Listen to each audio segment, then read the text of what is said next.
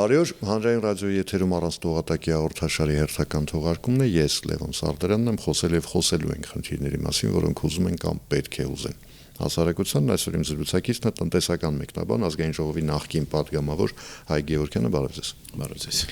Պարոն Գևորգյան, տեսեք, քանի որ այս վերջերս ամենաբուրըն քննարկումների առանցքում ասեմ, կենտրոնում ասեմ, կիզակետում ասեմ, դա Թրամփի ուղին է, այսպես կոչված, թրիփը։ Տնտեսական բաղադրիչի մասին իրականում այն որ օբյեկտիվ գնահատականների էական պակաս կա, որովհետև քննարկման մասնակիցների հիմնականում քաղաքական ուժերն են ներկայացնում, իսկ ամեն մեկը այդ ամենին նայում է իր քաղաքական զանգակատնից, հա։ Հիմա ամենա բազային հարցը ինչ տնտեսական էֆեկտ է ունենալու թրիփը, եթե այն սկսի աշխատել պայմանական ասած վաղը։ Այստեղ հաշվարկներ անել այս պահին շատ դժվար կլինի, որովհետև կա չէ մի խումբ մարդկանց, որոնք թրիփը դիտարկում են որպես այսպես ուզում են ներարկել հասարակության մեջ, որ թրիփը միայն Ադրբեջան-Նախիջևան երկաթուղային կապի մասին է։ Իրականում թրիփը ամենակիչն է դրա մասին։ Թրիփը հիմնականում արևելքից դեպի արևմուտք եւ հակառակ ուղղությամբ գնացող բեռնահոսքի մի հատված է ընդհանրապես։ Տնտեսական էֆեկտները պայմանավորված են նրանով, թե ինչքան բեռ կանցնի այդտեղով ու ինչ արագությամբ։ Այստեղ խոսում է 10 միլիոն տոննայի, 15 միլիոն տոննայի դա բարձա, որ չի կարող լինել միայն Ադրբեջանի եւ Նախիջևանի, այդտեղ չնչին ապրանքափոխանակություն է լինելու։ Բայց թրիփը տնտեսական էֆեկտները հաշվարկելիս դա մի անգամից ասեմ, որ դա բազմաթիվ անհայտներով հավասարում է, որ ասենք չի կարող որևէ ինստիտուտ դնել ու հաշվել այս պահի դրությամբ։ Որովհետև թրիփը ինքը ունի նաև այսպես տնտեսագետների մեջ կա այդ մագնիսական էֆեկտ, գրավիտացիոն էֆեկտ հասկացողությունը, հա, երբ որ մի որևէ ընկերություն հայտնվել է Հայաստանում, բերում է նրան, որ բազմաթիվ այլ ընկերություններ գալիս են դրա հետևից, որովհետև վստահելի է, որովհետև ունի հեռանկարներ եւ այլն եւ այլն։ Այստեղ որևէ հաշվարկներ մոտարապես այն դրամաբանության, որ Nvidia-ն եթե գալիս է, իր հետևից էլի են գալու։ Այո, շատ ուժեղ հնարավոր է, որ իր գրավիտացիոն էֆեկտը ավելի մեծ լինել, քան հենց ուղիղ Nvidia-ի հայտնվելը։ Դրա համար ասում եմ, որևէ հաշվարկ հնարավոր չի, բայց հաշվի առնելով այն համառությունը, հետևողականությունը, որով Միացյալ Նահանգները գնում են այս ծրագրի իրականացման եւ նույնը կառավարությունը, պետք է ընդհանրել, որ այս նախաձեռնությունը, այս ծրագիրը մեծ էֆեկտ ունի, որովհետև թրիփը միայն երկաթուղի չի, ինչպես որոշ այսպես նախկին բարձրաստիճան պաշտոնյաներ ասում են։ Դա գազամուղներ են, դա էլեկտրահաղորդման գծեր են, դա ինտերնետ կաբելներ են, այստեղ ինքը եթե իրենք ասում են, որ դա տնտեսական էֆեկտ չունի, ապա ինչու են մտահոգություն հայտնում, որ Հայաստանի չափաբաժինը ընդհանուր 24%-ա, թե 26%-ա։ 26%-ա ու Միացյալ Նահանգների 74%։ Ինչ են մտահոգվում, եթե չկա, ինչից եք այդքան մտահոգված։ Ասեմ, օրինակ, երեք էստեղ էր Հայկ Մամիջանյանը, պատիվ ունեմ խմբակցության ղեկավարը, եւ այսպես կոլեկտիվ մտահոգություն որպես ասաց, տեսեք 74% նախ երաշխիք չկա, որ այդ 74%-ի մեջ ադրբեջանական կապիտալ չի ներգրավվելու, այսինքն դա չի սկսելու աշխատել մեր դեմ։ Երկրորդ ռիսկ, այսինքն տնտեսական իմաստով, ասեց սա ըստ էության այնքան էլ լուրջ չի, որովհետև խոսքը վերաբերում է ընդամենը 42 կիլոմետրանոց հատվածի, այսինքն այդ 42 կիլոմետրից մենք այդ ինչ պիտի եկամուտ ունենանք, որ հիմա էլ դրա համար զոհում ենք ոչ միայն Իրանի բարյացակամ վերաբերմունքը առմես, այս իհարկե պարոն Մամեջյանն այսպես չէր ասում, բայց այդ թվում նաև մենք լուրջ մարտահրավեր ենք նետում Չինաստանին, որ այս ծրագրում ներառված չի։ Ես զարմանում եմ ուղղակի, որ Չինաստանի կառավարությունը չի տեսնում այդ մտահոգությունները ու Չինաստանի կառավարության այսպես պաշտպանի դերը ստանձնում են որոշ մարդիկ, այդ շատ հետաքրքիր է։ Երկրորդը որտեղ են տեսել իրանք Իրանի մտահոգությունները, որովհետև ավելի շատ հնչել է ողջույններ իրանական կողմից, որ այստեղ գնում է այսպես հարաբերությունների կարգավորում Ադրբեջանի հետ, երրորդը, որ մի քիչ կարծում եմ, այսպես մեղմ կարտահայտվեմ, գուցե իրենք անտեղյակ են, հա, որ թրիփը չի ավարտվում, պաշտոնապես թրիփը միայն 42 կիլոմետր է, բայց թրիփի բնական տրամաբանական շարունակությունը անցնում է Երասխով, Երևանով, Գյումրիով ու դեպի Կարս ու միանում է Թուրքիա, Եվրոպա եւ այլն եւ այլն։ Այստեղ, չգիտեմ, ուղղակի մեկնաբանելու Գյումրիով անցնում է դեպի Կարս, հələ այդ էպիզոդը հələ կքննենք։ Հա, քննարկենք մեծ հաճույքով։ Հիմա տեսեք, ամենամեծ մտահոգություններից մեկը այդ ձեր ասած խումբ մարդկանց, իրականում Չինաստանը չի հասկանալի ոչ էլ Իրանի մտահոգությունն է, այնտեղ ասում են, այ մենք մեզ երաշխավորված կզգանք, որովհետև միջազգային փորձը արդեն վերջին տարիներից ցույց տվեց, որ միակողման երաշխիքներ չեն աշխատում, եթե նույնիսկ Միացյալ Նահանգների նման հզոր երկիրն է ինչ-որ բան երաշխավորում, պետք է աշխատի մի քանի երաշխավորի ինստիտուտ եւ այդ երաշխավորներից մեկը, հա, երևի թե պետք է լինի Ռուսաստանը, մեկ էլ նաև Եվրամիությունը։ Դա Եվրամիությունը չի ուզի գոնե Ռուսաստանը թող լինի։ Հիմա թրիփը ինչ կապ ունի Ռուսաստանի հետ։ Ոչ մի կապ չունի, ընդհակառակը կարծում եմ, որ Ռուսաստանը ամեն ինչ փորձելու է անել, որպեսզի վիժեցնի այդ ծրագիրը, ինչը իրեն կարծում եմ չի հաջողվի, բայց ամեն դեպքում փորձեր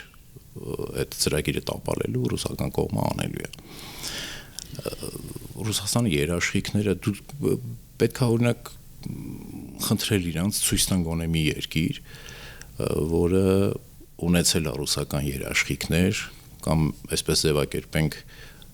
ապրել է ռուսական հովանոցի ներքո ու հաջողակ զարգացած անվտանգ երկիր է։ Մենք տեսանք վերջին մի քանի տարիների ընթացքում, որ հերթով Ռուսաստանը բոլորին զոհաբերեց։ Այսինքն ոչ թե ուզենալով, այլ չկարողանալով։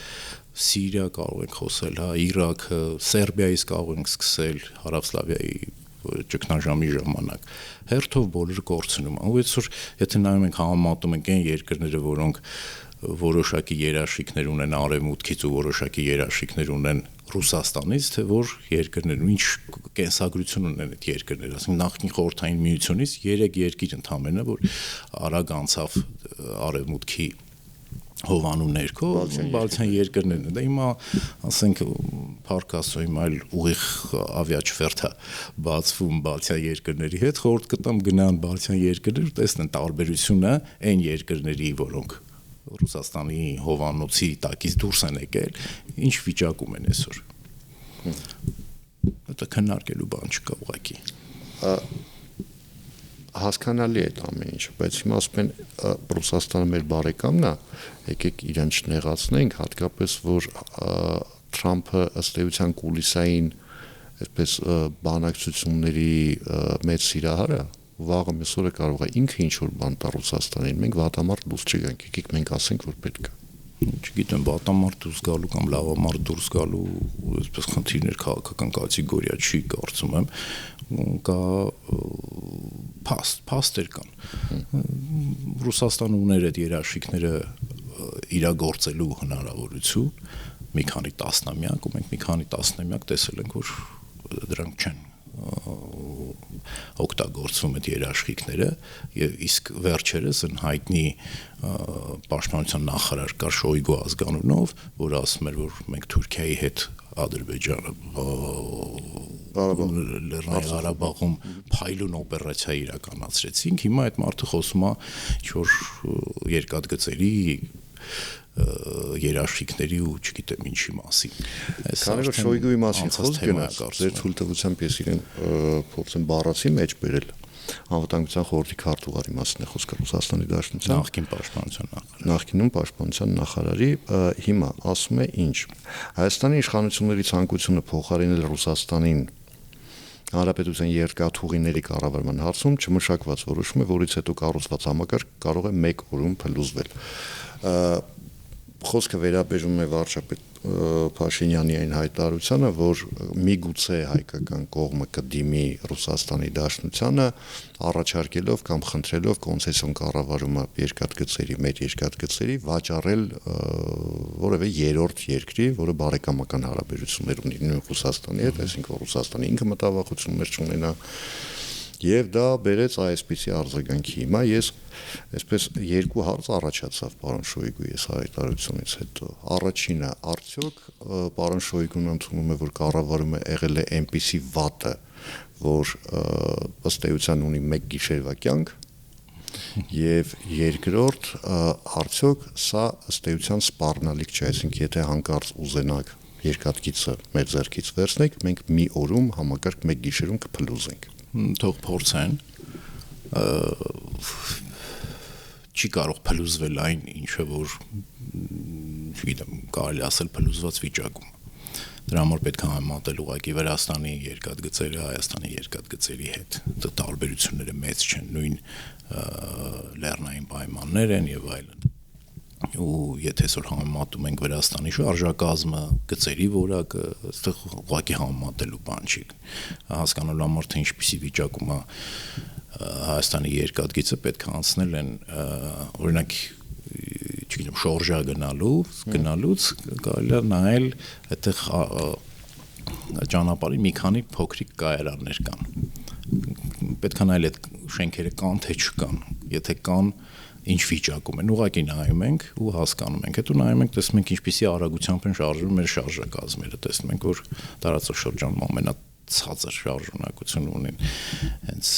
հայկական երկաթուղիները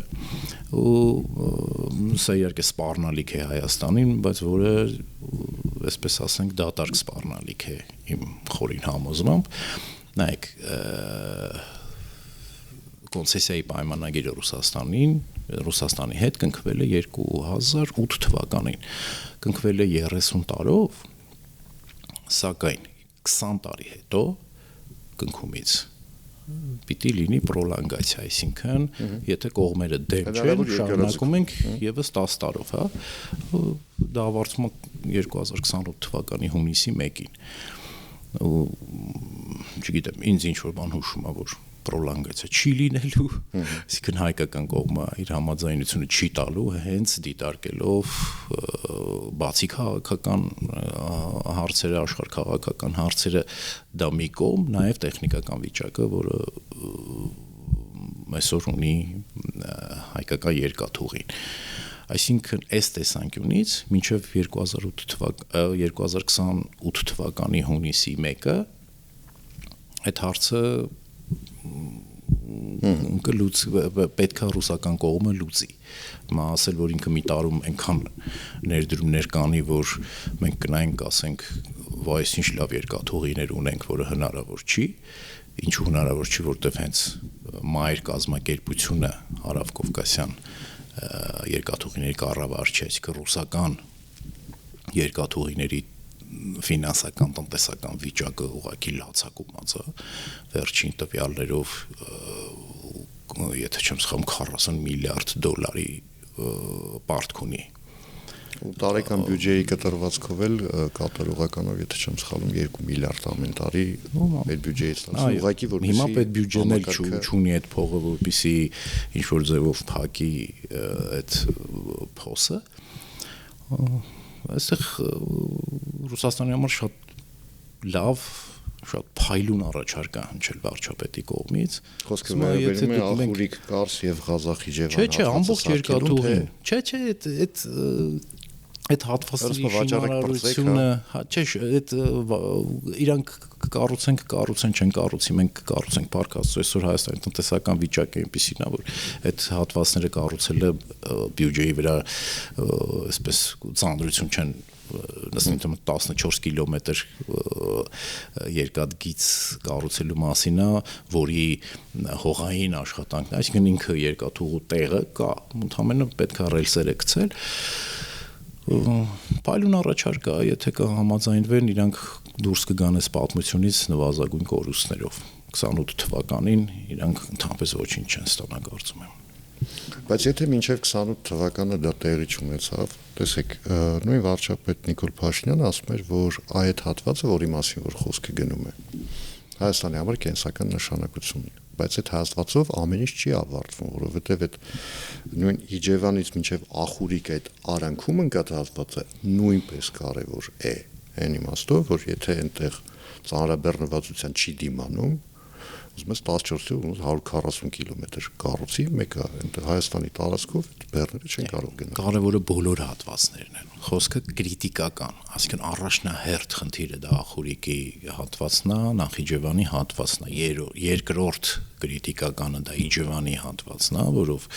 այդտեղ վերանորոգում պիտի լինի, կարծեմ ռելսերի բան պահպանվել է, ինչ որ չափով, ու արդեն հիմնական ամբողջ 700 կիլոմետր երկաթգծերի նորոգումը դա օրախնդիր է։ Պետք է օր առաջ սկսել դա եւ պատրաստ լինել այդ միջանցքի տրամադրության տրանզիտային միջանցքների բոլոր հատվածների վերականգնում, զորացում, արդյունավետության բարձրացման այստեղ քննարկում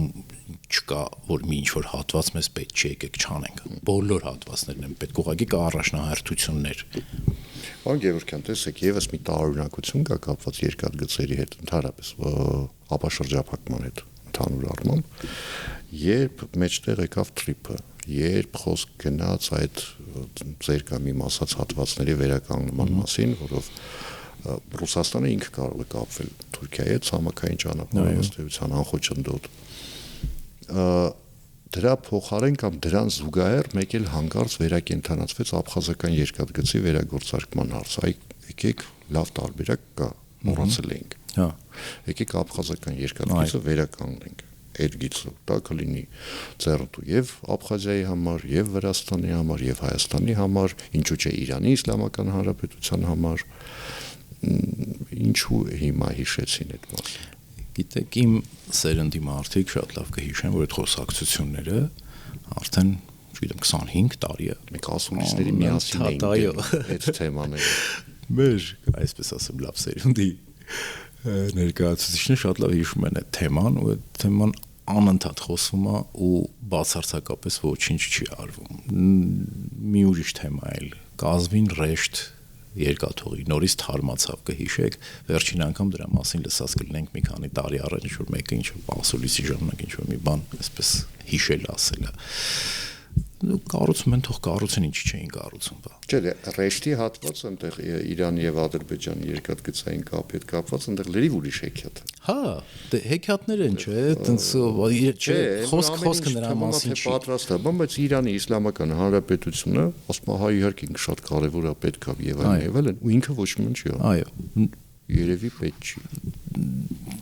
Հասկանալը մի քիչ բարդ է կամ շատ մեծ խոր աշխարհքաղաքական վերլուծություններ պիտի անենք, բայց փաստն է, որ տասնյակ տարիներ այդ մասին խոսում, տասնյակ տարիներ դա չի արվում։ Օրինակ Հայաստանը Ռուսաստանին միացնող ավտոճանապարհը, որ անցնում է այդ Աբխազիայի երկաթուղուն զուգահեռ, ամենալավ ճանապարհն է, դա ոչ մի անգամ կլիմայական պայմաններով, եղանակային պայմաններով չի փակվում երբեք, բայց հիմա այդ ճանապարհը անցնում է վերին լարսով, որը տարվա 3-4 ամիսը կամ փակա կամ կիսափակա կամ փակվելու վտանգի տակ է։ Այն ճանապարհը դե թող սարքեին, ինչ չեն սա, այդ լավ ավտոճանապարհը։ Այստեղ մի ուրիշ հետաքրքիր նրբություն էլ կա, որ քանի որ քննարկման այսպես դաշտ մտանք, որ հաշվի չեն առնում, որ Վրաստանը, օրինակ Վրաստանի ժամանակին առաջարկվեց, լավ չեք ուզում աբխազական տարբերակ, եկեք հարավային Օսիայով անենք, էլի հարմար տարբերակ կա։ Վրաստանը եւ այն եւ այս դեպքում ասեց եղբայրներ, եթե ես թույլ եմ տալիս այդ երկաթգծերի կամ ավտոճանապարհների շահագործումը այդ տարբերակով, նշանակում է, որ ես ընդունում եմ, որ Աբխազիան իրավազոր է այդ ճանապարհի վրա, կամ հարավային Օսիան իրավազոր է այդ ճանապարհի վրա։ Հետևաբար ես խախտում եմ իմ սահմանադրության երկրորդ հոդվածը։ Հասկանալ է, բայց հիմա փաստա չէ, որ հարավային Օսիայով ճանապարհն անցնում է։ Փաստա չէ։ Դա նույնը կարող է լինել Աբխազիայի բավ։ Բայց ինչու՞ չի լինում։ Դա չգիտեմ, պետք է ուղղել այդ հարցերը վրացական եւ ռուսական կողմերին։ Կուխենք ցեկան մեզ հյուր։ Հիմա քանի որ Ռուսաստանից խոսք գնաց, տեսեք, այսպիսի մի արտահայտություն կա, չեմ հիշում դրա հեղինակով, էր ասում էր կա սուտ կամ մեծ սուտ եւ կա վիճակագրություն։ Հիմա վիճակագրությունը ասում է, որ վերջին տարիների ընթացքում Հայաստանի եւ Ռուսաստանի միջև ապրանքաշրջանառությունը էապես ավելացել է, այն դեպքում, երբ համանման ցուցանիշներով բավական զիջել է դիրքերը եվրոպական ուղղությունը, չինական ուղղությունը, Հայաստանից, Չինաստանից այստեղ, ինչպես նաև Միացյալ Նահանգների հետ մեր առևտրաշրջանառության ըստ վիճակագրության տոկոսները նվազել են։ Լավատեսները ասում են դա նրանից է, որ ըստ էության ոչինչ չի փոխվել, ծավալի իմաստով, ուղղակի մեր տնտեսությունն է մեծացել, այսինքն վատատեսները ասում են, որ այ տեսեք, բայց ինչ եղավ ձեր բազմավեկտոր քաղաքականությունը տնտեսական, որի արդյունքում մեր կախվածությունը Ռուսաստանից կրկնապատկվել է։ Ասենք 10 տարվա համեմատությամբ առաջվա։ Եթե տնտեսական հարաբերությունները աճում են նույնիսկ Ռուսաստանի հետ, դա վատ չի։ Ամեն դեպքում դա լավ է, բայց մեր արտաքին առևտրի վիճակագրություն ուսումնասիրողները ուշադրություն չեն դարձնում նրա վրա, որ Հայաստանի արտաքին առևտրի 65-70%-ը կատարվում է ոչ Ռուսաստանի հետ։ Այսինքն մենք 3 կատեգորիա ունենք վիճակագրության մեջ, դա ԱՊՀ կամ ԵԱՏՄ երկրներն են, երկրորդը Եվրամիությունը եւ մի հոդվածով էլ այլ երկրներ։ Այլ երկրներ ասվածը դա Մեծ Բրիտանիան է, Ավստրալիան է, Միացյալ Նահանգներն է, Կանադան է, ամբողջ Աֆրիկյան մայրցամաքն է, Շվեյցարիան է, այնպես որ եւ Շրի Լանկան, այո, եւ Վիետնամը, եւ Չինաստանը, այնպես որ այստեղ այդ ալարմիզմը, հա, այդ որ վայ մենք բան, այսպես Ռուսաստանի հետ աճումը ծավալներով, տոկոսային հարաբերությունների փոփոխություն քիչ է լինում։ Մենք ինչ վատ է, որ Ռուսաստանի հետ էլ մենք միշտ էլ ասել ենք Ռուսաստանի հետ պատրաստ ենք ամենալայն տնտեսական համագործակցության հետ այն կողմից է գալիս ազդանշանները, թե չէ, սա քաղաքական նշանակություն ունի, սա քաղաքական է եւ այլն եւ այլն։ Իհարկե, որ Եվրամիության հետ առևտուրը աճի ավելի արագ տեմպերով, քան Ռուսաստանի հետ, շատ ավելի լավ կլինի, բայց պետք է նայել այդ նույն ասողները ինչ են ասում, ասենք Թուրքիայի հետ սահմանը բացելու մասին։ Եթե կարճ ասում են թուրքերը կգան մեր տնտեսությունը կուտեն։ Հենց այդ տրամաբանության մեջ իրանք կողմնակից են նրան, որ սահմանը միշտ փակ մնա, իսկ այդ սահմանը հենց մեր կապն է Եվրոպայի հետ։ Այսօր ավտոմոբիլային տրանսպորտի եւ երկաթգծի առումով ավելի հեշտ է հասնել Եվրոպայի հարավ, քան Մոսկվա, ավելի կարճ տարածություն էլ չեմ ասում Սանկտ Պետերբուրգ, Նովոսիբիրսկ, չգիտեմ ինչ, ուղղակի Վրաստանով։ Հա, երկարանում է, բայց այդտեղ կա ձևակերպումների խնդիր, հա, պիտի դա ժամանակավոր ներմուծում գրանցվի Վրաստանում, հետո նորից արտահանում ձևակերպվի, այսինքն ինչքան շատ սահման ես անցնում, այդքան բարդանում է։ Դրա համար Եվրոպայի հետ այսօր տնտեսական կապերը ավելի համեստ են, շատ ավելի համեստ են։ Հենց առաջի հերթին նաև ճանապարհի փակ լինելու մասին պատճառով։ Եվրամիության այդ առևտրի հետ հիմնականում հասկանալի է, որ խումբ մթերքների մասին է խոսքը, որ մենք կարող ենք առևտրաշրջանառությունը ավելացնել այդ ուղղությամբ, բայց այստեղ խնդիր կա, որ մեր այդ ապրանքները կատնամթերք կլինի, գյուղատնտեսական այլ ապրանքատեսակներ կլինեն, դրանք եվրոպական չափորոշիչների մեջ այսպես ոչ մի կերպ չեն տեղավորվում, այսինքն չեմ ասում բոլորը, մեծ մասը։ Եվ ամենամեծ խնդիրներից մեկը հենց այն է, որ պիտի տնտեսության մեջ այդ տրամաբանությունը փոխվի, այսինքն որակը պիտի գա առաջին պլան, որպեսզի մենք Եվրոպայի հետ կարողանանք առևտուր անել, հակառակ դեպքում մենք չենք ունենա այդ առևտուրը։ Խոսքը ոչ միայն որակի, նաև քանակի մասին է, եթե դու եվրոպական ներմուծողների հետ սկսում ես բանակցել, օրինակ, տեղցի արտահանման ասում 1000 տոննա, ասում հաջողություն։ Հա, այնտեղ կարող այդ ծավալները բանակցությունների համար քեզ հետ սեղան նստելու առաջի պայմանը լինի այն, որ 50,000 տոննա ենք ուզում։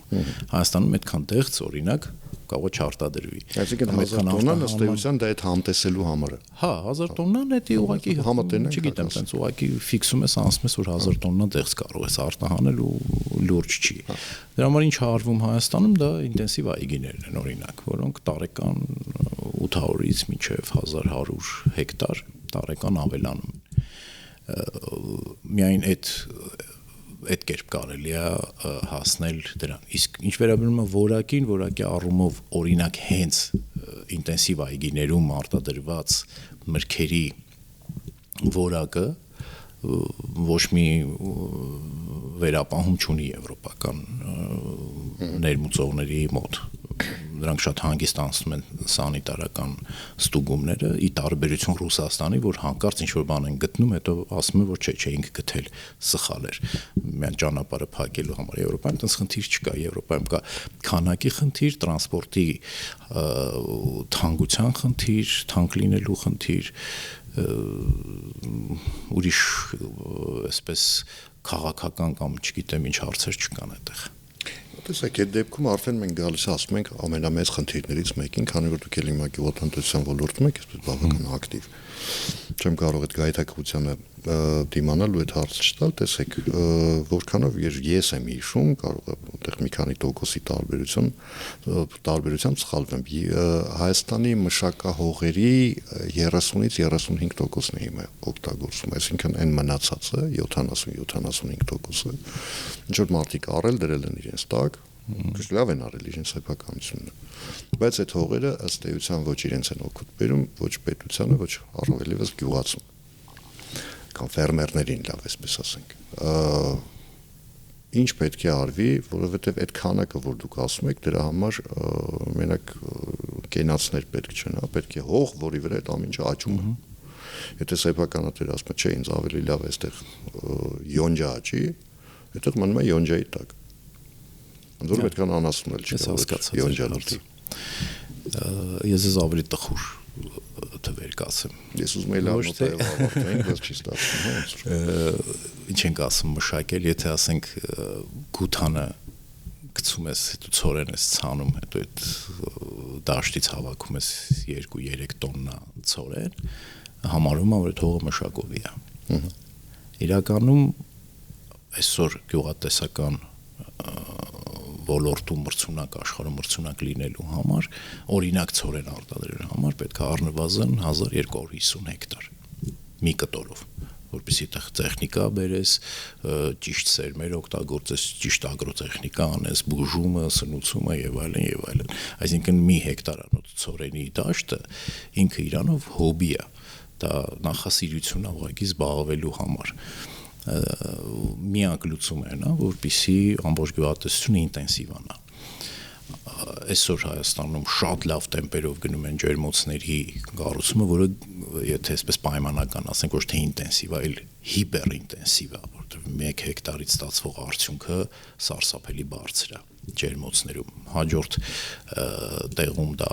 ինտենսիվ այգիներն են, որտեղ բերքատվությունը 3 անգամ, 2 անգամ, 3 անգամ ավելի բարձր է, քան ավանդական այգիներում։ ու կառավարությունը կարծում եմ առաջիկայում կկանգնի այն համոզմանը, որ պետք է ավելի